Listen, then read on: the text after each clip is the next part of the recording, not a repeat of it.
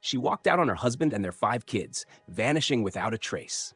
10 years later, she returns, expecting brokenness, but what she finds is beyond anything she imagined. The smell of vanilla pancakes drifted softly through the air as the kettle hummed, steam rising lazily into the quiet of the kitchen. Jonah Rays moved slowly, spatula in hand, flipping pancakes with the precision of a man who'd done this 1,000 times. Morning light filtered through the curtains, casting long golden lines across the countertops. But something was off. Too quiet. Too still. Normally, Saturdays in the Reyes household were a beautiful mess. The twins, Milo and Tori, would be racing each other down the hallway, their sock-covered feet skidding across the tile. Kale, the oldest, would have one earbud in, pretending to be too cool for cartoons, but still laughing at the screen when he thought no one noticed. Jessa, ever the artist, would be sprawled on the floor drawing with crayons, while little Eli babbled happily in his high chair, tossing Cheerios to the dog. But not today. Today, there was only the sound of sizzling batter and the faint ticking of the clock. Jonah furrowed his brow. Maybe they were just sleeping in. It had been a long week. School projects, dentist appointments, and late nights finishing a deck for one of his freelance carpentry jobs. They were due a quiet morning. Still, he felt something strange pulling at him, a quiet tug in the pit of his stomach. He called out casually, "Alara, you coming down?" No reply.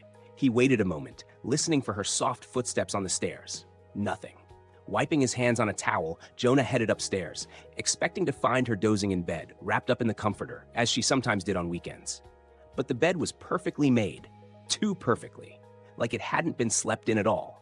He blinked. Something didn't feel right. "Alara?" he said again, softer now. His eyes scanned the room. Her nightstand was bare.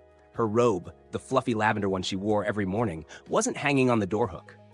He turned to the closet and opened it slowly. Empty. Her clothes. Gone. Her shoes. Gone. The suitcase they kept under the bed? Missing. And then he saw it, sitting alone on the dresser. A small, folded slip of paper. His fingers trembled as he reached for it. He unfolded it carefully, half hoping it was a joke or a note about running to the store. 2 words stared back at him. "I'm sorry." No explanation. No, "I'll be back." No mention of the kids. Just an apology that felt more like abandonment than remorse. Jonah stood there frozen, the note fluttering slightly in his shaking hand. His heart thudded in his chest like a drum, too loud in the silence. He sank onto the edge of the bed, the world tilting ever so slightly as the weight of what had just happened settled in. She was gone. Really gone. 13 years of marriage, 5 children, sleepless nights, whispered dreams, shared burdens, all of it left behind without so much as a conversation. He glanced down the hallway, where the faint sounds of stirring children began to echo. Eli's voice called out sleepily, "Dad? Pancakes?" Jonah wiped at his eyes quickly and stood. He couldn't fall apart. Not now. Not with 5 little hearts depending on him. He tucked the note into his pocket like it might somehow give him answers later, then walked back downstairs, plastering on a smile that felt as thin as paper. "Coming, buddy," he called, his voice steady despite the storm inside him. That morning, Jonah Rise became something he never planned to be. A father alone. And the beginning of a story none of them would ever forget. The days after Alara's disappearance blurred into a gray fog of disbelief and survival. Jonah barely had time to grieve. Grief, after all, required space. And space was a luxury in a house filled with 5 confused, hurting children who needed answers he didn't have, and comfort he barely knew how to give. Those first few weeks were a kind of controlled chaos. Mornings started before the sun rose, with cereal spills, missing socks, and sleepy eyes blinking at him across the breakfast table. Afternoons were filled with carpool lines, forgotten permission slips, and hasty meals. Nights were the worst. Quiet, heavy with questions unspoken, and memories that lingered like ghosts in the corners of the house. Jonah took on a night shift at a warehouse just 2 towns over. The pay wasn't great, but it was steady. During the day, he picked up any job he could find. He painted fences, repaired kitchen cabinets, mowed lawns, and even walked neighborhood dogs just to keep the lights on. Sleep came in scattered pieces. An hour on the couch here, a nap in the car there. There were days he thought he might break. The bills didn't care that he was heartbroken. The school didn't lower its expectations just because his world had shattered. The refrigerator still needed filling. The kids still needed shoes. But the kids, God, the kids. Cale was only 12, still a boy by all measures. But when his mother vanished, something in him shifted overnight. He rose before his siblings, helped Jonah pack lunches, checked on Eli when he cried, and offered to fold laundry without being asked. He never complained, never asked why. He just stepped up. Jonah hated that for him. Hated that Cale was forced to carry more than he should, to become a partner in parenting before he'd even finished middle school. But he also knew that without Cale, he might not have made it through that first year. Tori and Milo, the twins, were 9 and full of questions they didn't know how to ask. They clung to routines and whispered to each other at night when they thought no one could hear. Jessa, the middle child at just 6, expressed her pain through pictures. She drew endless stick figures of families, sometimes with a mother, sometimes without. Sometimes the mother had wings. Sometimes she was just a scribble fading into nothing. And then there was Eli, barely 3, all curls and giggles and confusion. He didn't understand what had happened, only that Mommy wasn't there to tuck him in anymore. Jonah told them all the same story, soft and warm, even if it burned to say out loud, Mom needed to go away for a while. She loves you. She just has things to figure out. It was a lie, but it was one he could live with, because telling them the truth that she chose to leave felt like placing a weight on their small shoulders they shouldn't have to bear. At night, once the kids were tucked in and the house fell silent, Jonah would sometimes sit alone at the kitchen table, the hum of the refrigerator his only company. The note Alara left remained folded in the drawer beside him. He hadn't thrown it out. He couldn't. It wasn't closure. It was a wound pressed between 2 words. He missed her. He hated her. And he was terrified. Terrified he wasn't enough. But every scraped knee he kissed, every tear he dried, every story he read with half-lidded eyes and a sore back was a declaration. You are not alone. I'm still here. Slowly, painfully, the Reyes household found a rhythm. Not perfect, not smooth, but solid. One late-night dinner at a time. One math test, one birthday cake. One whispered, I love you from a child who didn't yet understand what he had lost. Jonah built a new version of their life, not the one he imagined, but one stitched together with grit, sacrifice, and a love that refused to leave. And that, he thought, would have to be enough. 10 years. That's how long it had been since Jonah Rise woke up to find his wife gone. In that time, the scars softened, though they never disappeared. The children had grown like wildflowers through concrete, resilient, beautiful, and shaped by the struggle of being raised without their mother. Cale, now 22, had become the kind of man Jonah was proud to know, let alone raise. He worked full-time at a local auto shop, saving up while attending night classes in mechanical engineering. He had his mother's sharp mind, but not her fragility. Life had made him strong, grounded, loyal. Tori and Milo, now 17, were applying to colleges. Tori wanted to study marine biology. Milo leaned toward graphic design. They were still close, bonded in a way only twins can be, and Jonah often watched them laugh together, their joy contagious even on his hardest days. Jessa, 15, had bloomed into a creative force. Her bedroom walls were covered in sketches and paintings. Some whimsical, others dark and moody. She used art the way others used words. It was her language, and it told the story of a girl who had grown up wrestling with abandonment, but refused to let it define her. And Eli, sweet Eli, was 13 now. He had a comedian's timing and a heart that seemed too big for his chest. He was the family's joy maker, always pulling laughter out of thin air. His lightness had often balanced Jonah's weariness when the world felt too heavy. Jonah had settled into the rhythm of their lives. It wasn't perfect. Some wounds lingered in the shadows, but it was stable. It was theirs. Then one ordinary Tuesday afternoon, as Jonah sifted through the day's mail, his fingers paused on an envelope. It was pale blue, thin, no return address. He felt it immediately, a shift in the air, a warning in his bones. He opened it carefully, his hands beginning to tremble before he even saw the handwriting inside. The letter was from Alara, 10 years, not a single call, not a card, not a whisper of where she had gone. And now her words spilled across the page as if no time had passed. She wrote about her regrets, about how she'd been lost, mentally broken, emotionally adrift, how the world had pressed in too tightly and she had chosen to disappear rather than ask for help. She claimed she had thought of the children every day, but hadn't believed she deserved them. She had remarried once, briefly, and it had failed. She had no other children, no home. She wanted to see them again. She wanted a second chance, if they were willing. Jonah read the letter twice, then a third time. His heart thudded against his ribs as memories collided with present reality. Part of him wanted to crumple the letter into a ball and throw it in the fire. Another part wanted to scream at the injustice of her timing, 10 years too late. And a small, buried part of him, the one that still remembered the softness in her eyes before she broke, just wanted to understand. But mostly, he thought of the kids. What would this do to them?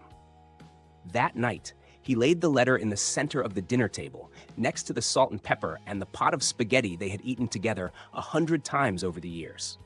The kitchen was warm, filled with the smell of garlic bread and the clink of silverware. Once everyone was seated, Jonah cleared his throat. "Your mom wrote us." The room fell silent. Kale's fork stopped halfway to his mouth. Tori and Milo looked at each other. Jessa froze, her expression unreadable. Eli leaned back in his chair, eyebrows raised. He didn't explain the letter. He didn't interpret it or defend it. He just pushed it gently forward on the table and said, "I want you to read it when you're ready. I'm not going to tell you how to feel. I just want you to know this is your choice too.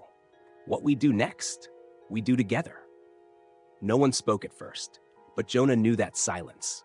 It was the sound of old wounds stirring, the kind that never fully healed.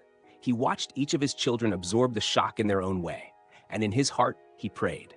Not that Alara would be welcomed back, not even that she'd be forgiven, but that whatever came next wouldn't undo the healing they'd fought so hard to earn. It was Kale who suggested the park. Somewhere neutral, he had said. Somewhere public. They all agreed on Maple Hollow Park, a place familiar but safe. It was the same park where Jonah used to take them for weekend picnics when money was tight and joy had to be found in simple things, swings, sandwiches, and shared laughter under open skies. The plan was simple. Meet her, listen, and see what, if anything, could be salvaged. Still, as they pulled into the parking lot, Jonah could feel the nerves humming beneath the surface. He glanced at his children, Kale's expression unreadable, Tori and Milo sitting stiffly, Jessa chewing her thumbnail, Eli staring quietly out the window. They spotted her before she saw them. Alara was seated on a bench near the pond, just beneath the weeping willow. She looked small, frail, a shadow of the woman she once was. Her hair, once thick and auburn, was streaked with gray and pulled back in a loose bun. Her clothes hung awkwardly on her frame, and there were deep lines beneath her eyes.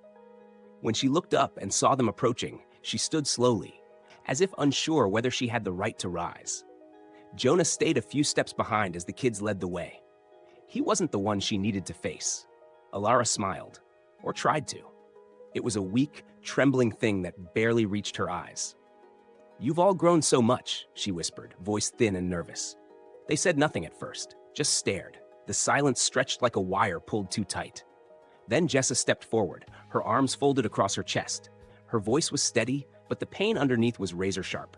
"You missed everything. Birthdays, school plays, bad days, good ones. You don't get to show up now and pretend that's okay." Alara flinched.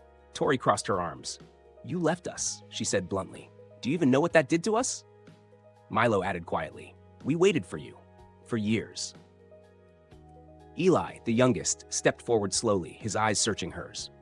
"Why didn't you ever send a card or something?" he asked softly. "Did you forget us?" The question hung in the air like smoke. Alara's eyes filled with tears and her voice cracked. No, I didn't forget. I was ashamed. I thought you'd all be better off without me. I didn't know how to come back." Kale, who had stood silently the entire time, finally spoke. His tone was calm, but it was colder than any scream. "We weren't better off without you, but we had to be, because you made sure we didn't have a choice." His words cut through whatever hope Alara had been clinging to. She reached out as if to touch him, but he took a step back. She broke then, fully. Tears spilled freely down her cheeks. She fell to her knees on the grass, whispering apologies like a prayer, over and over. "I'm sorry. I'm so sorry. I didn't know how to fix it. I didn't know how to be what you needed." The children watched in stunned silence, but none of them moved forward. Jonah finally stepped closer, crouching beside her. "Alara," he said gently, "you're not here to fix anything. You're here because you broke something, and now you need to understand that it may never be whole again." She looked up at him, pain and regret written all over her face.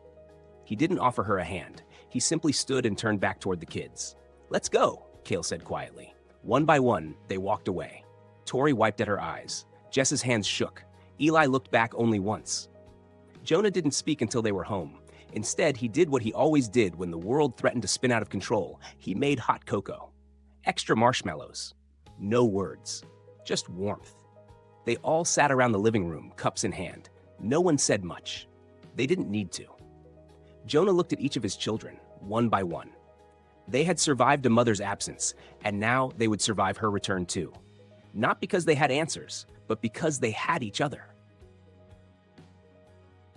Even days after the meeting at the park, Jonah couldn't shake the feeling that Alara's sudden reappearance wasn't as innocent as she had made it seem. The timing was too strange. The vague explanations in her letter, the desperation in her eyes, the way she clung to apologies but avoided specific memories. Something about it all felt off. And Jonah had learned, after 10 long years of parenting on instinct, that sometimes the gut knew before the heart was willing to accept the truth. So with a heavy sigh, he made a quiet decision. He hired a private investigator. It wasn't out of revenge. It wasn't anger. It was for the kids. They deserved the truth, the real truth, not the filtered version of what Alara wanted them to see. 3 weeks later, the report came in.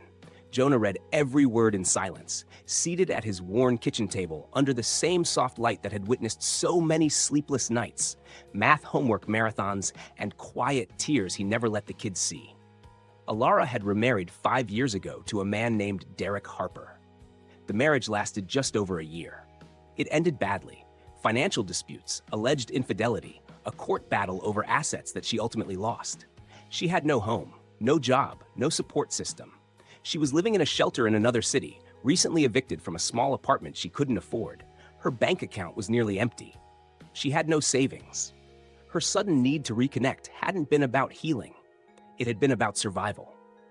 Jonah set the report down, his hand pressed to his mouth. It wasn't the betrayal that shattered him. It was the realization that his children, who had carried her memory in fragile corners of their hearts, had opened themselves up to a hope that wasn't real. They had wondered for years if maybe, just maybe, they had done something to drive her away. And now they would learn the truth. She hadn't come back for them. She had come back because she had nowhere else to go. Jonah waited until everyone was home that evening. The mood in the house had already been subdued since the park meeting, but this was something else entirely. They gathered in the living room. No television, no distractions. Jonah took a breath and looked at each of them. "I need to tell you something," he began, voice low and steady. "About your mom." He didn't sugarcoat it. He didn't get dramatic. He just told them the truth. Gently, clearly, and with compassion. He told them about her remarriage, about the financial troubles, about the shelter. He told them what the investigator found, that she hadn't returned to make amends. She had returned because she needed something. Tori started to cry first. Quiet, trembling tears she tried to hide behind her hair. Milo clenched his jaw, staring at the floor. Jessa said nothing, but the way she gripped the edge of the couch told Jonah her heart was breaking in real time. Eli, sweet Eli, whispered, "So, we were just her backup plan?" Cale didn't cry. He just nodded slowly, his expression hard to read. But Jonah could see it, the years of quiet hope, the desperate wish for a mother who would prove them wrong, disappearing behind his eyes like the final candle going out. Jonah felt like the air had been sucked from the room. But he also knew this truth, painful as it was a turning point. He knelt in front of them, hands shaking slightly. "I need you to know something," he said, voice breaking. "You didn't do anything wrong. You were never the reason she left. You were never the reason she stayed away, and you are not the reason she came back." They all looked at him then, some with wet eyes, some with unreadable faces, but they were listening. Jonah swallowed hard. "I may not have made you all on my own," he said, his voice steadier now. "But I raised you. I changed your diapers. I made your school lunches. I stayed up with you when you were sick. I sat through every recital, every game, every heartbreak. I have been here, every single day. He looked at Kale, then Tori, then Milo, Jessa, and finally Eli. And now, I want to make it official. Confused glances passed between them. Jonah smiled, though his eyes were still misty. I want to adopt you, all of you, not because I have to, but because you are mine, in every way that counts. I want that written in ink, not just in memory. The room went silent again, but this time, it was a different kind of silence. One that was thick with emotion, but not grief. It was the quiet before something sacred. Tori let out a small, broken laugh through her tears. Jessa nodded, too overwhelmed to speak. Milo wiped his face with the sleeve of his hoodie. Kale finally allowed a small smile to crack the surface of his pain. And Eli whispered, "You've always been our dad." Jonah pulled them all into a hug, a real one. A messy, tangled, too tight kind of embrace. The kind that says, we've lost a lot, but not each other. Filing the paperwork wasn't complicated in a legal sense, but emotionally, it was a mountain. Jonah walked into the courthouse with 5 names on a stack of forms and a heart that beat a little louder with each step. He was adopting the children he had already raised, who had already called him dad for years. But this wasn't just about names on a document. It was about permanence, about affirmation, about saying you are mine, not only with love, but with law. Even Kale, who was already 22 and legally an adult, wanted to be included. Are you sure? Jonah had asked him one evening, their voices low over cups of late-night coffee. Kale had nodded. I've always been sure, but I think it's time we make it official. You've earned it 1,000 times over. So Jonah added his name to the petition. It took a few months to get a court date. During that time, life carried on in its normal, beautiful, chaotic way. College visits, part-time jobs, art competitions, group chats with inside jokes, and meals that never stayed quiet for long. But as the court date approached, Jonah found himself nervous in a way he hadn't expected. Not because he doubted anything, but because this final step made everything feel real. Final. Like closing a chapter that had started with heartbreak and was ending with something far stronger. The morning of the adoption hearing, they all dressed up a little. Kale wore a pressed shirt and black slacks. Tori and Milo coordinated their outfits without meaning to. Jessa wore a dress she had painted little flowers onto the night before. Eli insisted on wearing a clip-on tie, which he kept adjusting every 5 minutes. Jonah had never felt more proud. The courtroom was small and quiet, sunlight streaming in through high windows, painting soft streaks of gold across the wooden floor. The judge, a warm woman with kind eyes, smiled as the Reyes family filed into the room and sat together, shoulder to shoulder, heart to heart.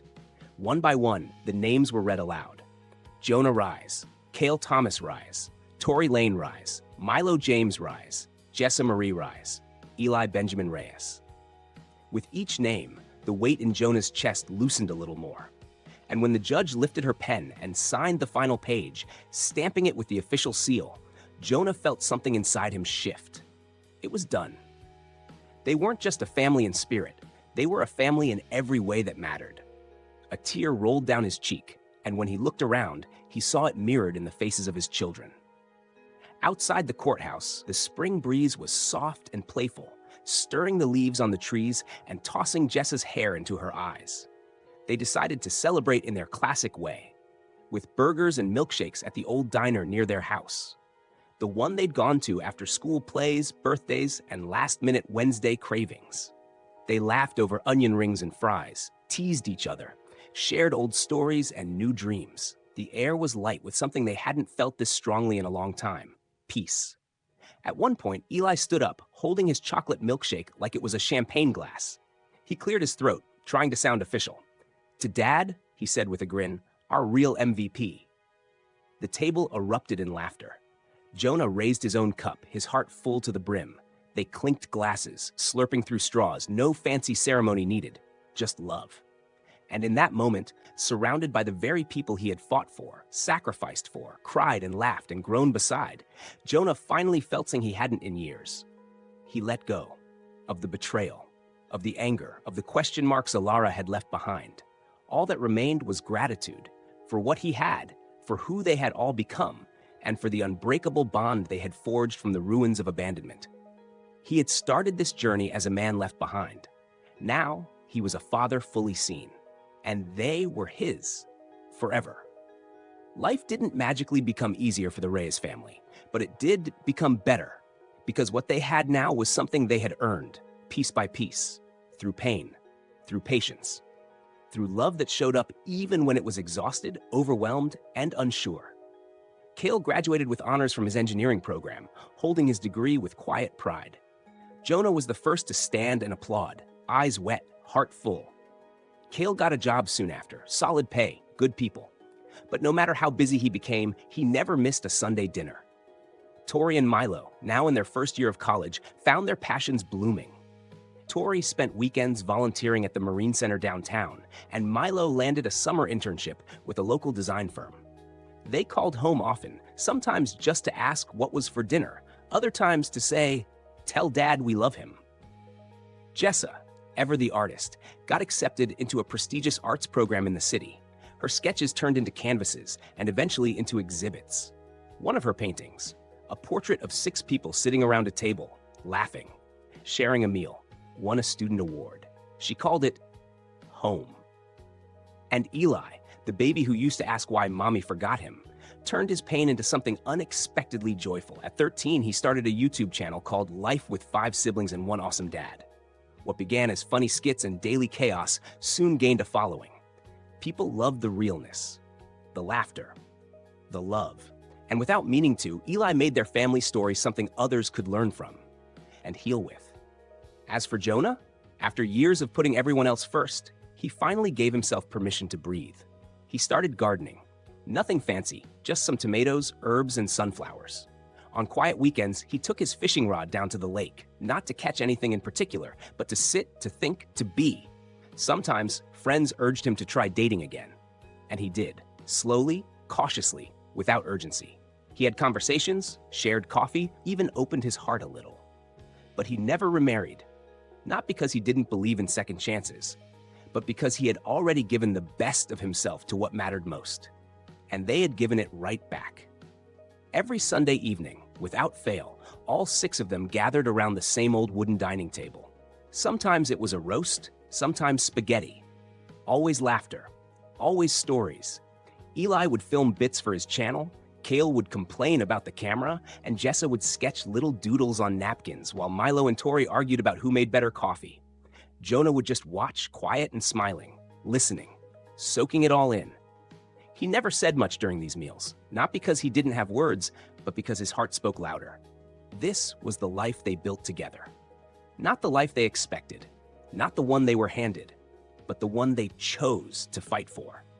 A new chapter, written not in grand gestures, but in quiet dinners, inside jokes, and the unspoken promise that they would always, always, always show up for one another.